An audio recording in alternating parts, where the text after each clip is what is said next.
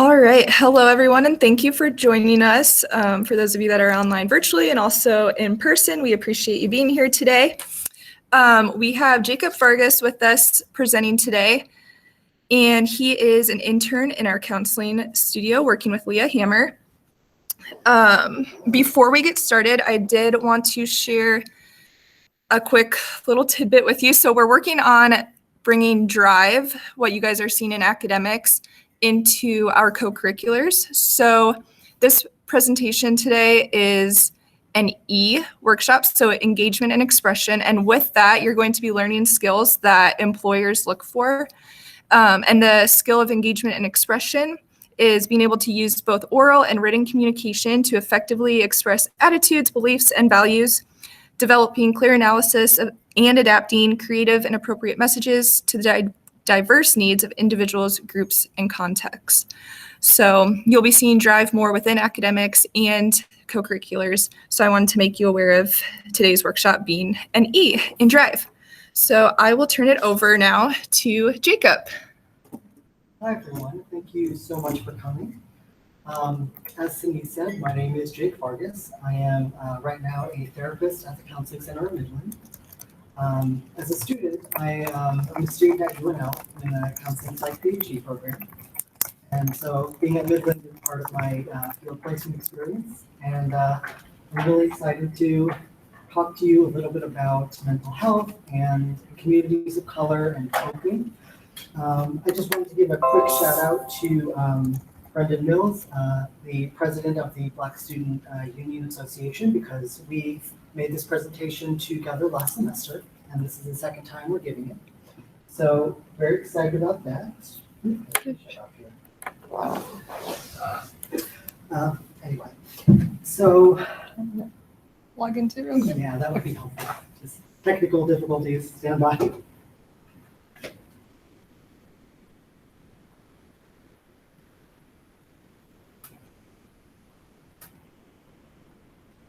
Thank you so much. Yep.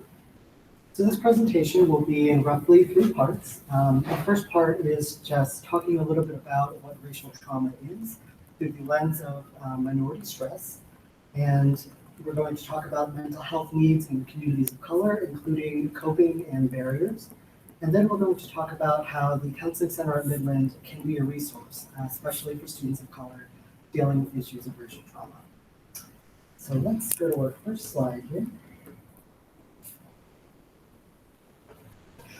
So as I mentioned, the idea of racial trauma can be best conceptualized through the lens of something called minority stress.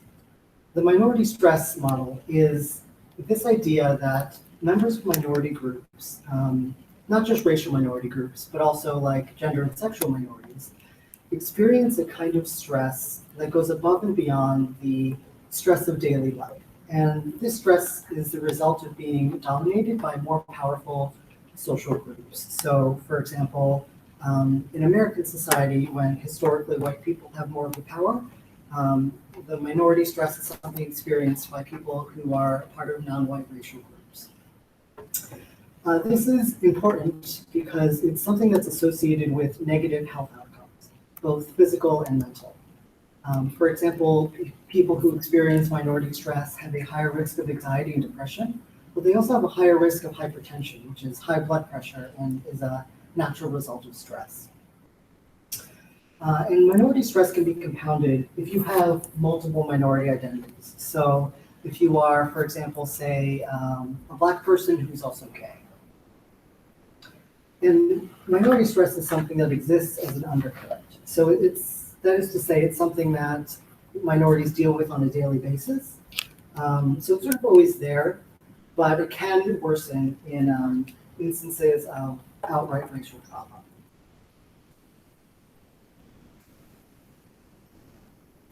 While minority stress can apply to many minority groups, today the focus of the conversation is specifically how it applies to race, right? And so I made this little kind of inverse pyramid here to just give you a sense of the different ways that people of color can experience racism. The first at the bottom is called internalized racism. And you may have heard this phrase before. It's basically about sort of, if you live in a society where you hear a lot of negative ideas about your racial group, sometimes you could kind of begin to believe that about yourself. So applying negative stereotypes to yourself. The sort of next level is interpersonal racism. And interpersonal means interactions between yourself and more than one, and another person or more than one person. So what that might look like is microaggressions. That's definitely a popular term. And basically what microaggressions are is it's the kind of thing where people sort of like passively insult you in a way that has to do with your racial group. So an example of that might be saying like, oh, you are so smart and studious for a so-and-so. These kinds of things that appear small, but actually can be very quite hurtful, and I think speak to some of the larger ideas that people have about your place in society as a member of your group. The next level is institutional racism. Now, kind of a long phrase, but basically what it refers to is the way that ideas of racial superiority and inferiority are woven into our institutions. So what that could look like is, like for example, if you are a person of color trying to get an apartment or a house, like housing discrimination, landlords who don't want to let to people from certain racial groups, not being approved for a loan by virtue of your racial group, even though you have good credit, or being charged higher interest rates. That kind of thing is an institutionalized form of racism. Then all the way at the top, and we're getting broader as we go, is what you might call cultural racism. And this is how ideas of racial superiority and inferiority are woven into a culture in a way that is often not exactly explicit and it's very hard to see. One example that I always think of is how in the United States, beauty standards are largely about being, you know, very slim and fair-skinned and having straight, fair hair.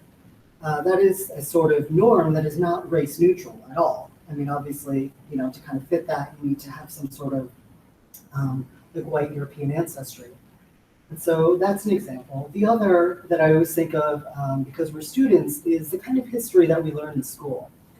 One thing that I remember from my social studies class is when we would learn about a period in history, we learn all about it, and in the PowerPoint slide, my teacher would have a single slide dedicated to people of color in that time period. Also, we see like, you know, the one slide for like women in that time period, right?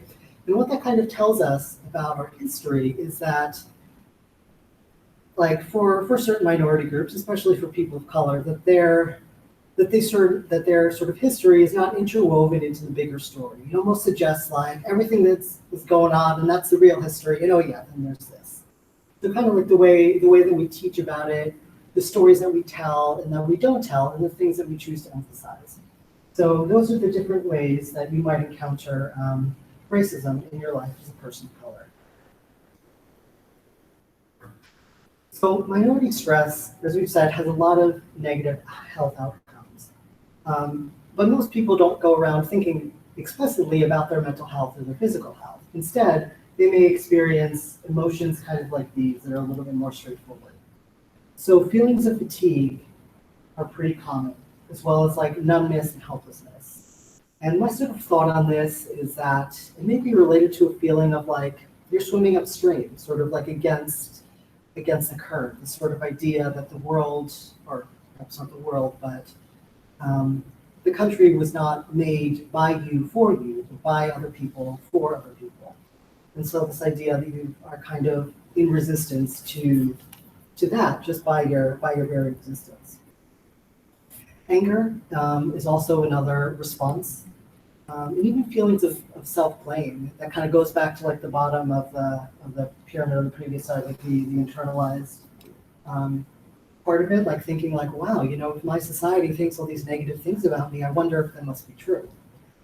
So that's another thing that you can experience.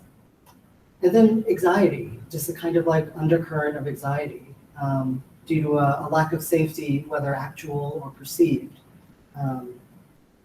Just like, you know, being aware that, you know, if you're not wanted in certain places, or, you know, being aware of having to face certain physical or emotional dangers that people who are white in your society don't have to deal with.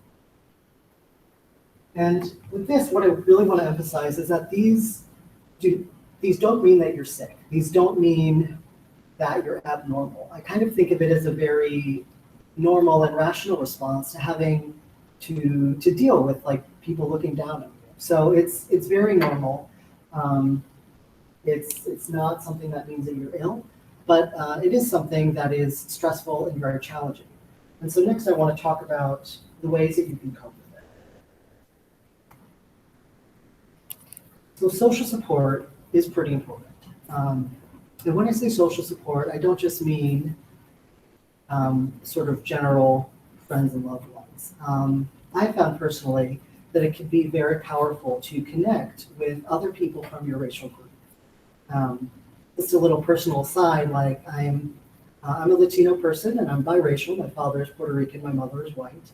And while both of my parents are very, supporting and sharing any sort of experiences of racism I have, sometimes when I talk to my mom, I need to explain it a little bit more because it's not something that she learned through her own life experience. But when I'm talking to my dad, there's a little bit less of that. He's like, oh yeah, no, I experienced that growing up, or I experienced that last week. And so there can be kind of a greater fluency in conversation and less need to explain that can happen there. Cultural connection is also very important. When I say cultural connection, it could be anything from music, the food, the spiritual beliefs, anything that reminds you of the sort of culture of your racial group. Like for me, my dad being Puerto Rican, it's the food. The food is always a thing that kind of anchors people. And so I actually spent a lot of time cooking that, and that gives me a sense of connection. That can be, very comforting. You could also do something a little bit more complicated, maybe talking to your parents or grandparents about their experience, like their lives and just their experiences of being a person of color in a certain environment.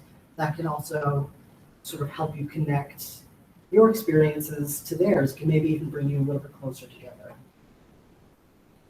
Self-care is another one. That's a phrase that's thrown around a lot, so I just want to clarify what that is. I sort of think of it as being something more than just rest, right? Because a nap can be restful and very rejuvenating. But for self-care, I see it as like having this additional element of rejuvenation, of charging the batteries. So it doesn't necessarily have to be something where you are physically relaxed, like taking a bath. It could be something where you exert yourself, like jogging, or where you stimulate your mind, like reading a favorite novel, painting, or talking with friends. So anything that allows you to unplug for a little bit and come back rejuvenated. It'll kind of decrease these, like any sort of feelings of, like the negative feelings, like on the previous slide that we have. That'd be very helpful with that. Activism also can be really important because it can make you feel like you are empowered, right? So that could look like anything from writing to elected officials, to joining some kind of protest, making donations to any group that supports racial equity, things like that, or even something as simple as talking to your white friends and family to the extent that you're comfortable about racial issues, right? That's a form of activism in itself. I saw this great meme on Facebook over the summer about like the different lanes of activism, like you may be a protester, maybe you are a political activist, or maybe you are an art therapist, right? There are many, many different ways. So it doesn't necessarily need to be that you need to be out there holding a sign unless that's something you want to do. But there are many options. Spiritual practices can also be useful. And when I say spiritual, I don't necessarily mean religious, although it could be if you happen to be a religious person. But anything that can kind of help you connect with an idea or a person or being that is like something larger and or outside of yourself. So examples of this could be meditating or other mindfulness strategies, gratitude journaling, even just taking a walk in nature to help you feel connected to a greater whole. For me, helps me sort of mitigate feelings of like aloneness or isolation. And then lastly, what we're going to spend the rest of the talk talking about is the way that counseling can be beneficial for coping with racial trauma. So first, I would like to acknowledge some barriers to seeking mental health services in communities of color. The first is just mental health stigma. A lot of people, even in 2021, have this sort of idea about counseling that, oh, it means I'm weak, or it means I'm crazy, or it means, you know, I'm just somehow unable to like do life. And this idea that it's kind of shameful. And as a therapist, I'd like to say, absolutely not, you know. Everyone needs a little help sometimes. And the therapist, at least, certainly is not judging you for coming in, if that's any consolation. But there is definitely stigma there, and I think it can manifest differently in communities of color because of the ways that the medicine and scientific and psychological communities have historically mistreated communities. So I can understand some of the distrust there too. The other barrier is finances. Midland therapy is free, but most therapy is not. So if you have health insurance and you see a therapist once a month and your copay is $25, that could still be $100, which is not something everyone can kind of swing once a month, right? So there is a financial barrier. The other thing is just lack of access. Many communities of color, especially in urban areas, don't have access to mental health services. Maybe they're far away, or maybe they are very sort of, maybe they're oriented only toward like specific groups within that, like children, or for like the elderly community. So it could be a little bit harder to get access to, which is a great thing about Midland services, because you know that is something that is open to everyone in here right on campus. The other idea that could sometimes be a barrier is cultural incongruence. And what I mean by that is the different cultures have different ideas about, you know, what is considered, say, like public and private information, right? So while I think a lot of like white middle class people are raised to, you know, with this sort of idea that like, oh, you know, you have a problem, you go to a therapist and they help you solve it. And that's, you know, sort of like what our psychological community sort of built on, that assumption. But different groups, you know, they don't necessarily think that this is the case. For example, they may think that it's more appropriate to take your problems to a friend or an elder in your community or a religious leader, right? So these different ideas of what is appropriate to seek care or assistance can also make the idea of therapy seem sort of a little bit strange. And then the last one, which for me I think is, you know, one of the worst, is just therapist incompetence. And this is something that's important to talk about, because I think while the psychological community is beginning to wake up to racial issues and how to work with minoritized clients, historically there has not been a ton of great training for therapists, and there has, I think even more so, not been a ton of sort of motivation by therapists in and of themselves to kind of seek this training. But what we're going to talk about next is a way that that's kind of changing. And that is through the adoption of this idea called cultural humility. So cultural humility is this idea that basically, like, everyone has a sort of culture, right? Everyone has these ideas and worldviews about the way that the world works. They have their biases and their assumptions, and people kind of tend to think, just I think, you know, naturally, that theirs is best and theirs is right. But we live in a very diverse world, right? We live in a multicultural society, as we call it. This kind of, I think when I was a kid, we used to call it a melting pot, but I think now it's more like a tossed salad, right? Like there are different pockets of people who have very different ways of looking at things. And so a culturally humble perspective, like the quote up there, recognizes that the way that you see and the way that you do things isn't the way that everyone sees and does things. And so it kind of opens it up to allowing yourself to say, like, other people have different experiences that could teach me something about the world.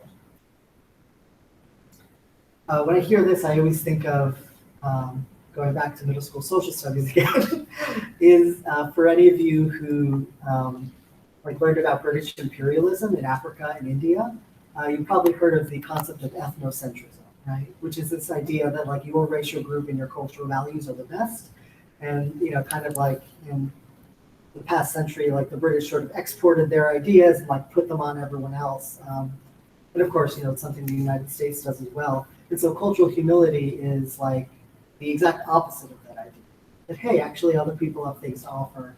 And, even if, a certain group has more power, they're not necessarily entitled to sort of like smush other people with their own ideas. So I want to spend some time talking about what a culturally humble therapist should look like. The first and most important thing, I think, is that they explore their own biases, values, and worldviews. So let's put this in an example.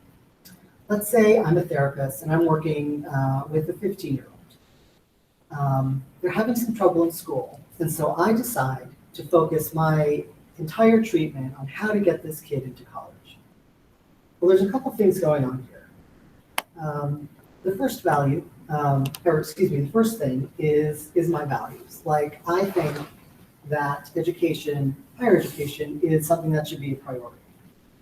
And it's sort of also tied into a bias, right? Because it's thinking that, well, just because I have the opportunity to go to college, everyone does. Well, it could very well be the case that the client in question doesn't have the financial resources to go to college. Maybe they want to go right into the workforce and support their family. Or maybe it's just something that, it's like their parents didn't do, they didn't see their grandparents do. And so maybe it's just not something that is part of their priorities for life. And these are all like perfectly valid kinds of ways of experiencing yourself. But if you don't sort of check your own biases as a therapist, you may end up trying to force your client into something that they're not interested in, or that doesn't help them very much, right? The next thing is not making assumptions about the experiences that clients have. As a person of color, I've been in therapy in situations where a white therapist will say to me, and this is sort of like the opposite of the example that I just gave, like, oh, are you like a first generation college student? Because they see that I'm Latino.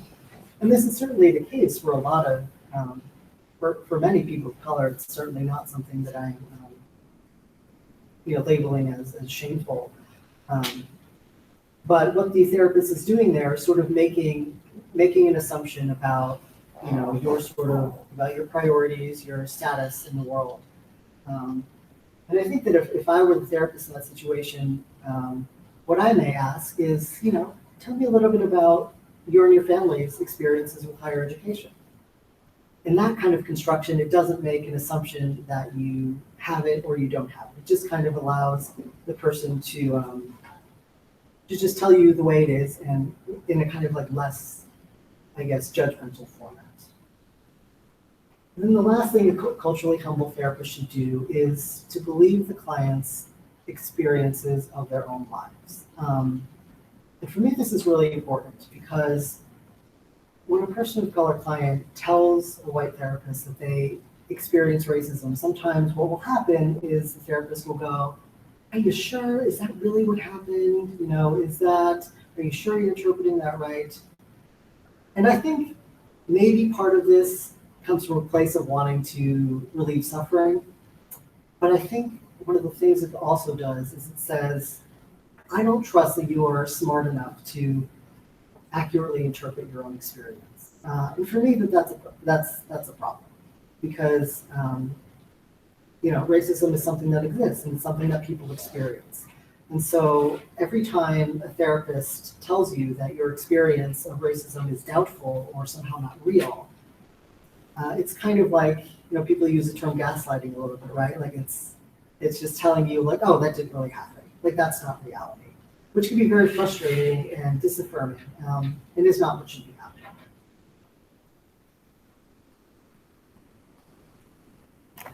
So our counseling center is not just me, of course. Leah Hammer is the director, and Gage is one of our field placement students.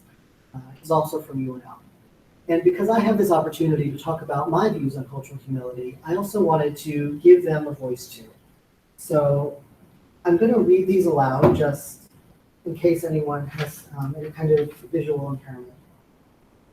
So what Gage has to say is, this is covering my thing is covered up by the title a little bit. I think the importance of cultural humility is maintaining a focus on accepting the experiences of others. As a counselor, I must maintain a humble attitude about my understanding of cultural experiences so that my client may share perspective unencumbered by the limitations of my own understanding. It is my job as a clinician to work on limiting my own ignorance about culturally relevant issues, while still maintaining an open and accepting attitude about whatever my diverse clients share about their experiences. The last thing I wish to do is make unsupported assumptions and conclusions about other people's lives, especially concerning something as important as cultural identity. So that was Gage.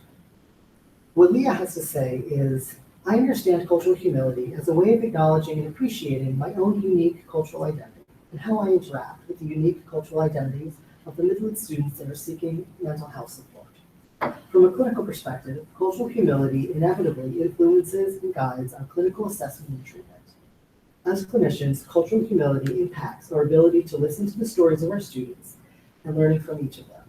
It's about recognizing the value in that continuous learning, the importance of educating ourselves, and of advocating for equitable treatment for all.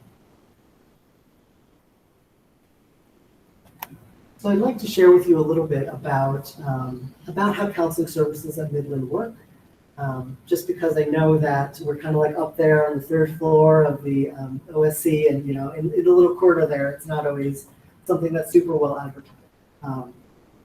But the first is that it's free. As I said, this is not something that you have to pay for, like we don't bill insurance or anything like that. It's confidential, which means that we're not going to go blabbing your private issues all over the place. The only time where we might have to tell someone is if you speak about an intent to hurt yourself or somebody else, but otherwise it's not as if we're gonna go on Twitter and be like, oh my God, you'll never guess what I heard today. It's also brief. We have a brief therapy model, which basically means that the average number of sessions is between 5 to 7. And we do this because we know that as college students, we have a ton of commitments and you're super busy. So we don't want to bog you down with months of therapy. However, this is flexible. So it's also not like we're just going to kick you out if you're making progress or something like that. But we deal with diverse issues. So everything from depression, anxiety, school adjustment, relationship, that's just a small handful, but basically anything that you can think of that a college student might experience is something that we are open to help with. And it's growing too. So for those of you who've been here a couple of years, you know that 2 years ago it was just Leah, and then they got an additional field placement student, Maddie, so there was 2 of them, and now this year there's 3, myself, Gage, and Leah. So hopefully we continue to be as well staffed as possible so we can provide as much help to as many people as possible. I also know that it's weird though to go to some random person and tell them about your problem. So what I wanted to do is share some little blurbs that we each wrote about ourselves. So again, I'll read them aloud. So my name is Jake, and I'm a second-year PhD student in UNL's counseling psych program. I study psychology because I think humans are cool, and my approach is one of respectful curiosity. I believe that people do the best they can with the tools they have at the time, and that everyone is the expert on their own life experience. I grew up in rural New York, and in my free time, I work on my novel and play The Sims. Shame. Love The Sims. My greatest ambition is to pet all the dogs, and you can see me there cuddling with my parents, Sheep and Luna. She is my comfort object. And this is Gage. So my name is Gage Anderson. I'm from Seattle, Washington, and I'm one of the field placement interns for the Counseling Center of Midland. I graduated from the University of Nebraska, Lincoln in 2017 with a BS in psychology. During my time in Lincoln, I also competed as a UNL wrestler for 5 years. Today, I help coach a wrestling club in Lincoln, and I'm pursuing my master's in community counseling. I spend my free time playing with my troublemaker dog, playing video games, and procrastinating on homework. See, we're not that different from you. And then here's Leah, our director. My name is Leah, and I'm the director of student counseling. I've been at Midland for 8 years, and I'm actually a graduate of Midland Lutheran College. I received my master's in marriage and family therapy from Seattle Pacific University and love living in Seattle. But my heart and now my home is in Nebraska with my husband and 3 kids, Abraham, Aurora, and Alistair. I love spending time with my family, especially watching my kids participating in an event or sport. I love being outdoors and listening to music. So that's just a little bit about us, and of course, we're open to answering any other questions you might have about that. So I wanted to open up some time for questions, comments, and complaints.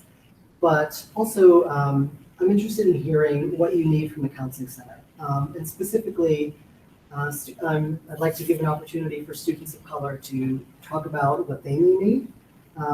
This is, as I said, open to everyone.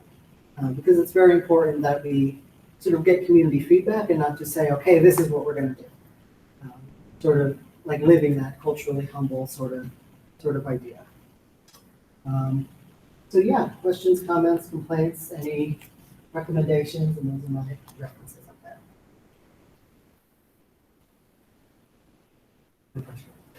There's only 2 minutes.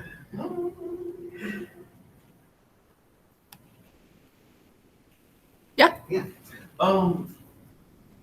Become as well.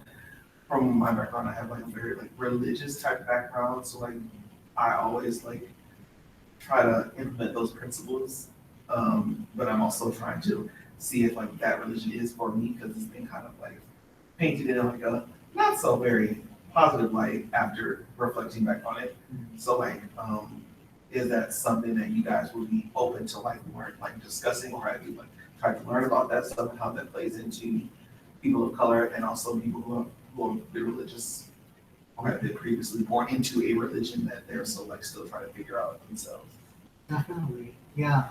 I think, especially at a counseling center, any kind of identity concern like religion is something that's very common for, we're all in the age of emerging adulthood. I'm not going to pretend I'm not, I'm 26, right? So any kind of thing like that is definitely something we're open to talking about. It can be done in a therapeutic context, but I also just wanted to give a shout out to Scott, one of the pastors on campus. I'm sure that is also in his purview as well. But yeah, anything like that. And I think you're right with what you said about religion being something significant in many communities of color, and also as a coping skill. It can be also very useful. So yeah, we're definitely going to explore that with you.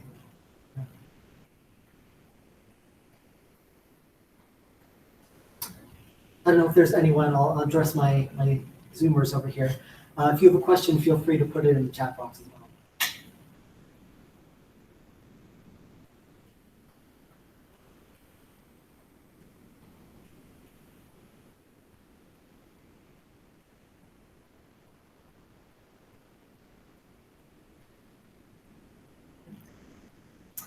All right.